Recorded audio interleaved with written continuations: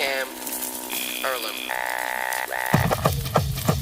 Hey yo, I'm Pause Been Chillin', Burger Patty Grillin', Pause Been Chillin', Burger Patty Grillin'. Welcome to the barbecue.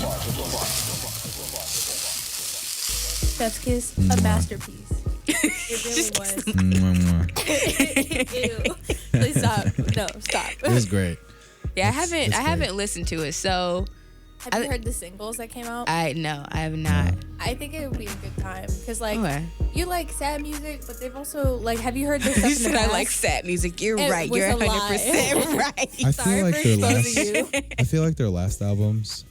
I don't know if it's just me, but like either I wasn't prepared for it, or like it just wasn't hitting my ears right. So it's like a sadder, like Listen, sad. No, Iridescent was just like a bad album. Oh, Like, yeah, I know they kind of fell off after that, and it was like, oh my god, what happened to them? well, it was also like they talk about that on this album that they just released. Oh. Yeah. Because that was around the time that Ameer got- got accused yeah. of like sexual Yeah, I remember something. that. Yeah, And they kicked him out. yeah, so they made this album about how like basically that album was a result of like them being traumatized by the whole experience and then also having to like throw together an album because of their record deal.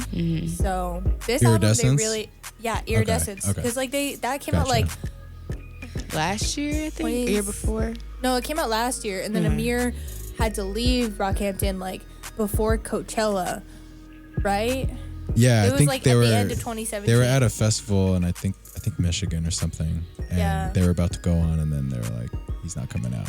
Yeah, It's done." but you know they air it all out on this album, so it's really good. It's really loved cool. it. Favorite I track? love that. No Halo. No Halo. What about you? Honestly, probably Sugar. Yeah, Probably Sugar's Sugar. When we It's just play, right? Yeah, like I can play it any time of the day. I'm just bopping my head, just going with it. But Dearly Departed is like next. I just like compelling stories, so I felt like that was the climax of the album. Yeah, Dearly Departed talks directly about Ameer, and it's basically all the members of Brockhampton that do rapping because they're They like do equal parts, graphic like design, a stuff like that, yeah. they do like creative stuff, but like they all basically just like hash out their stuff with Ameer, and like some of them are angry, some of them are really sad about it, but everybody speaks their mind. So like now you know everything that was going on with them during that whole time. So give me an example of someone that was like angry and like kind of the things they said. I want to say,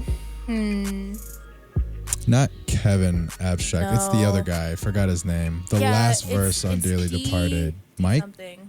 D.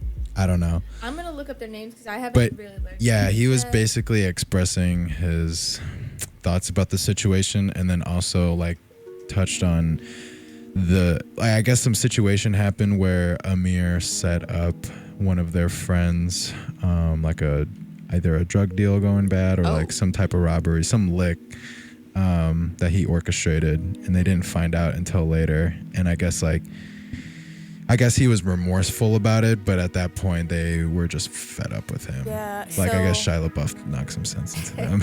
Yeah.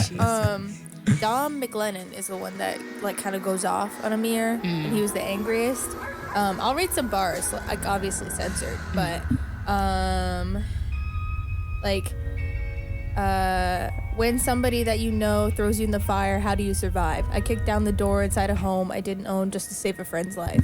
Little did I know the one who pulled the strings was once on my side. I had just moved to Texas, tried to make it right. And then at the end, he calls him a really bad word, and he says that he can talk to God because he doesn't want to hear it. It was so good. And then It's you hear like the fire. mic, you hear like the headphones drop, and he like storms out the door. Yeah. And just the emotion. Oh, you can't not feel like kind of floored about it. Wow. I don't know. It was cool. It was I don't think there's a lot of artists that can really translate those feelings well, and then also like phonetically make it sound really good, you know, like the ways and like the emotion he used, like the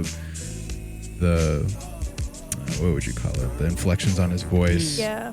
and then just the production behind it. I want to know who Yeah. produced this album because it's phenomenal. it up. Wow. It's so good. But I would even say that like I don't know, the whole concept for the album is just like insane because, you know, Saturation was just a bunch of bops. Iridescent, they tried to do a thing. Like the Saturation trilogy was just like bops on bops on bops. But Iridescence tried to have a theme, and people that are important to me would argue that the theme would make like a lot more sense than I think it does. But they tried to convey like how this was like a confusing point in their life. But I don't know if that's effective if you're just gonna like confuse your listeners. But Ginger is just about like friends and like collective trauma, and like the album artwork is them hugging, and it's just like that's a beautiful image, you know? Like thematically it's just like about like poverty, pain, joy, friendship, religion. I didn't know how, I guess, I don't know, pious they were. They're a lot. I didn't expect that. I guess they went through a lot after the whole Ameer thing. I don't know when they started visiting Shia LaBeouf for their therapy sessions, but I thought that was so funny. Also, which we should talk about next time, Shia LaBeouf's got 2 movies coming out. Yeah. It's wild. And he like plays his own father in one. I want to see that one. I don't care so much about Peanut Butter Falcon, but he's an actor. I feel like he's one of those dudes that like kind of goes underground for a little bit and then kind of comes up and he has like all this knowledge. Like I heard he was here for like True Balls a couple years ago, and he just like, I don't know, I think he just like really got in touch with himself like and really. He had like a mustache and a fake nose and just kind of walking around looking at everything. Yeah, he literally, me and my friends were like on our way to CJ's because we were so hungry because we had been out like tailgating and stuff. And we were on our way to CJ's and somebody goes, "Is that Shia LaBeouf?" And we were like, "Do we want chicken more or do we Shia LaBeouf?" But was he getting swarmed or like no, was it I noticeable? think it was like, one person just shouting it, and we don't know what the rest of the people did. It didn't seem like it was too chaotic. We were able to make our way to CJ's Chicken, CJ's Wings without any trouble. But awesome. Shout out CJ's Wings. Shout out. But to bring it back to Brockhampton, Jabari Manwa produced this album. Okay. It sounds like a familiar name. I'm gonna look up like other work he's done. Yeah, I just want to also publicly state that it was a Minnesota concert that Ameer basically got cut off. Minnesota. It was a concert in Minnesota, and I had to say that. Wow. It says that Jabari's just a member of Brockhampton. What's up? Jabari's just a member of Brockhampton. Maybe he's one of That's those awesome. behind the scenes dudes that like. He's probably part of their creative team. They sound like they make all their songs on Logic, type of deal, you know? Like they seem very able to maximize what they have. Kind of like Steve Lacy. That's wild though, that they have like a whole design team that's like part of their group. Like they're also Brockhampton, you know? Like, you know, it'll be like a Selena Gomez in the scene type thing where it's like there's the people who are the stars and there's the people who aren't, but like work with the stars. But I don't know, I like the cohesiveness of Brockhampton because I feel like everybody's eating, you know? I think it's more focused this time. I think every time I listened to it beforehand, it felt really cluttered and chaotic. Not that I don't enjoy stuff like that, but it just wasn't hitting right. And this one just felt, I couldn't even notice who was rapping or who it was, and I didn't care because I was just like, this is awesome. Yeah. What happened? They started on a Reddit, like a Kanye Reddit subthread or something. They did. They tried to do like a boy band album, like a sad R&B album. And it flopped. Like, really? I liked one song on it, but I don't know anybody who will like even speak the name of this album. It was called All American Trash. It came out in 2016, and nobody liked it.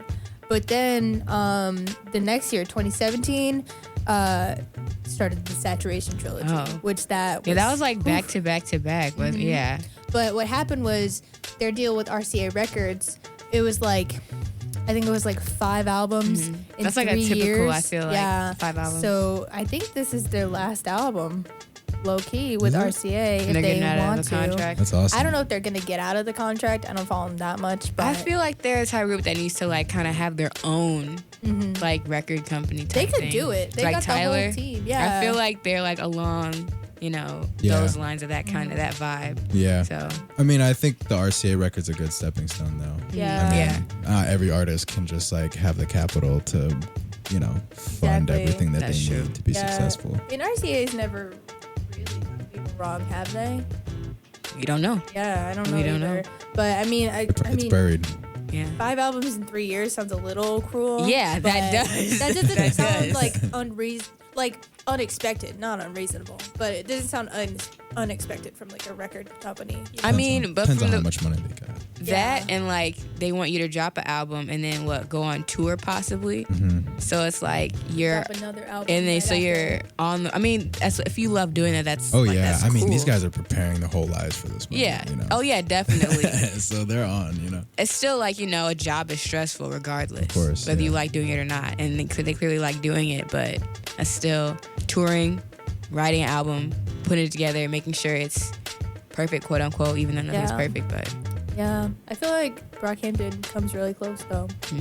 I mean, I'm not gonna pretend like Iridescence was like some sort of poetry that I just didn't get, but I feel like Saturation was just like really like, I don't know, they just understood what made a hit when it came to songs. And I mean, I couldn't tell you what their formula was, but they definitely had one. And like Ginger, I don't know, it just like it made their sound is a little different, but it still sounds like them, you know? I think their story is just so compelling at this point that they just needed the right music to like tell their stories. And then out came a beautiful baby. Yeah. And everybody today tries to be deep with their music, but I feel like few people really, when they speak from an emotional standpoint in their music, they don't ever really make sense. Yeah, you can feel it. Yeah.